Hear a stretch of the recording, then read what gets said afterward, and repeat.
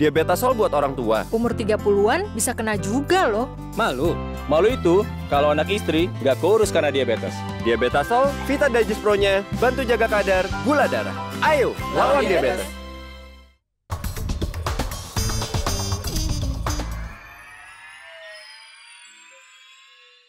Dipersembahkan oleh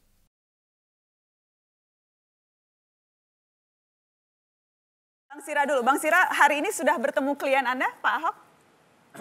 Sejak tadi malam pukul 1:30 Pak Basuki Cahayapurnama dipindah ke Makobrimob.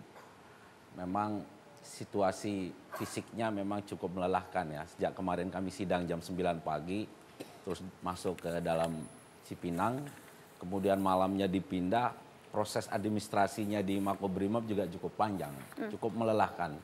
Sehingga waktu istirahat beliau tidak cukup saya kira. Nah, akhirnya kita sepakat bahwa hari ini kita tidak menerima tamu untuk sementara memberi kesempatan pada Pak BTP untuk bisa istirahat. Gitu. Oke, bisa gambarkan ke kami kondisi selnya seperti apa? Apakah sendiri? Apakah misalnya ada tahanan yang lain bersama Pak Ahok?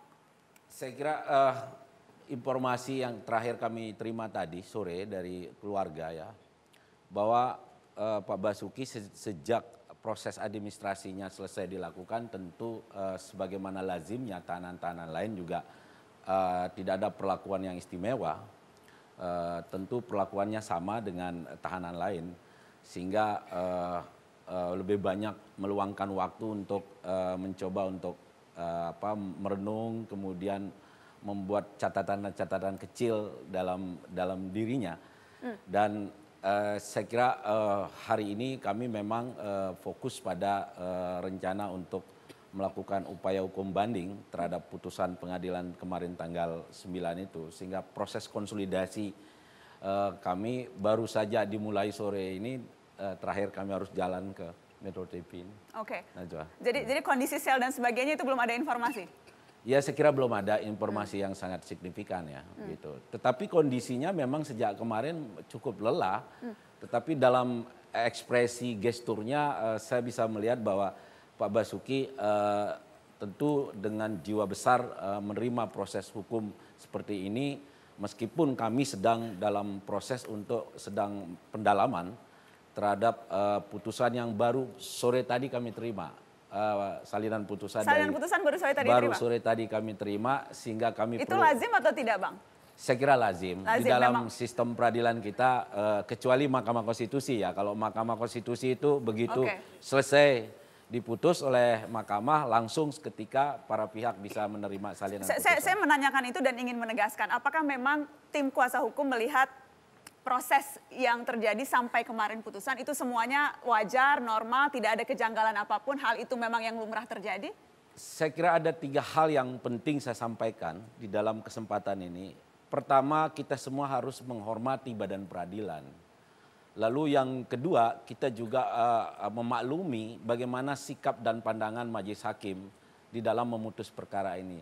Tetapi ada hal yang ketiga yang saya kira penting untuk bagi kami adalah kami tentu sangat kecewa dengan putusan yang dirumuskan di dalam yang dibacakan kemarin.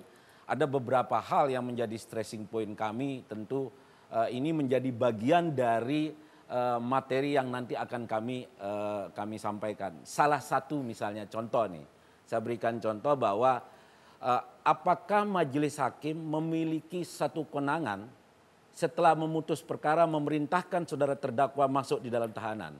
Di dalam pasal 179, junto pasal 21, 173 itu seharusnya majelis hakim itu telah membuat surat tetapan untuk dilakukan penahanan, baru kemudian memerintahkan di dalam amar putusannya itu untuk memerintahkan saudara terdakwa tetap berada dalam tahanan. Begitu sudah diputus, maka ketua majelis tidak memiliki kewenangan untuk melakukan penahanan terhadap saudara. Jadi kuasa hukum merasa penahanan yang saat ini terjadi itu sesuatu tidak sah, menurut kami. Tidak sah. Karena itu dalam konstruksi KUHAP itu diatur secara jelas. Nah, itu saya kira pandangan kami yang pertama. Dipersembahkan oleh